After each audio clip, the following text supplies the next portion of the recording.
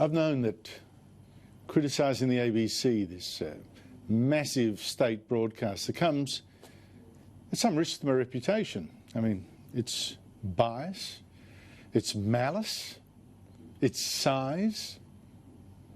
But last night I criticised it again in a discussion with Gerard Henderson, and viewers will know that I was appalled by how the ABC's Four Corners program on Monday misrepresented the reaction of the principal of St Kevin's, a Catholic boys' school in Melbourne.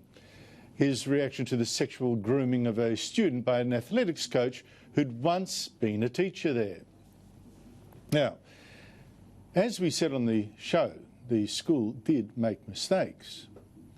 But as I went on to say, the ABC was wrong to suggest that the principal did not reach out to the parents of this boy and another who was a witness until the very day of the predator's trial, and that all that he then wanted to know was whether the boys would wear their school uniforms to court.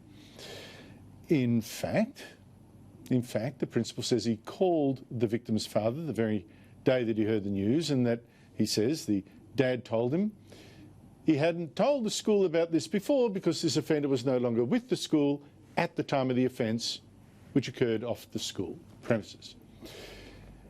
Now, I also noted the ABC reporter's apparent horror that the principal had given the offender, Peter Keogh, what the reporter, Louise Milligan, called a character reference. In fact, the principal has told school parents in a letter that the reference he wrote was very limited and was provided not to defend Keogh during the trial, but to give some background to the judge in weighing up the sentence. And the principal says that the background to this reference was that Keogh had made a contribution to the school for 35 years and there'd been no prior charges or complaints against him of a sexual nature. That, he said, was the background to this. So, to these misrepresentations, the ABC, as far as I can tell, has given no defence. And the principal has now been forced to resign. Well done, you. But, to my criticism, there's been another reaction online from that ABC reporter and other ABC colleagues hopping in, and it's been to imply falsely, maliciously, and hurtfully that I was in some way dismissing or trivialising what happened to that boy. Now, reporter Louise Milligan tweeted that, well, she hadn't actually seen the show. She'd only heard that I, a defender of child sex offender Cardinal Pell, had now said that Peter Keogh had only hit on the child victim.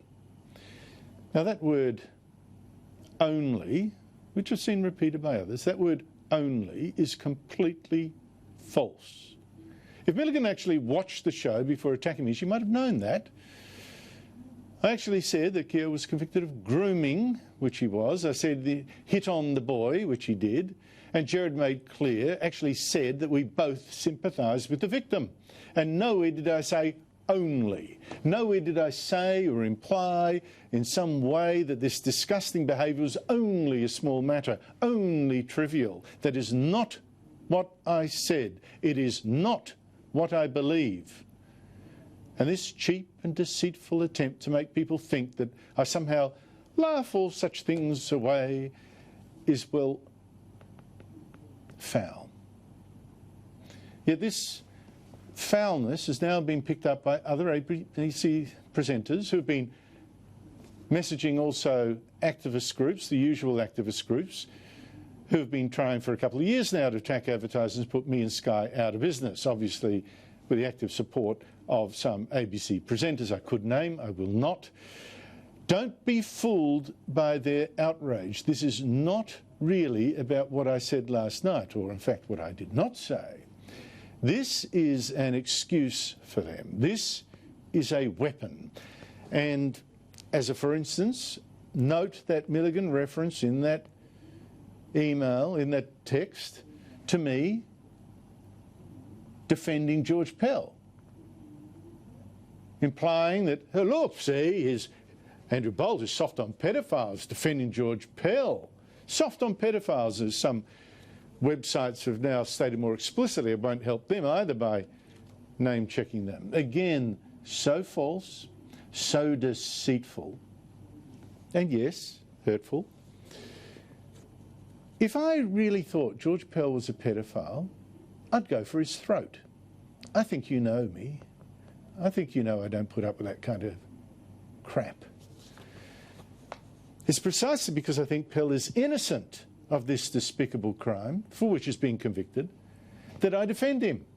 Just as many lawyers and judges from both sides of politics defend him too. None of us defend pedophiles. Nor do I defend some creep who grooms a child, tries to seduce him. Of course I don't. What planet are my critics on to think that I would? The only thing I defend is justice and a fair go. And maybe my critics should try the same.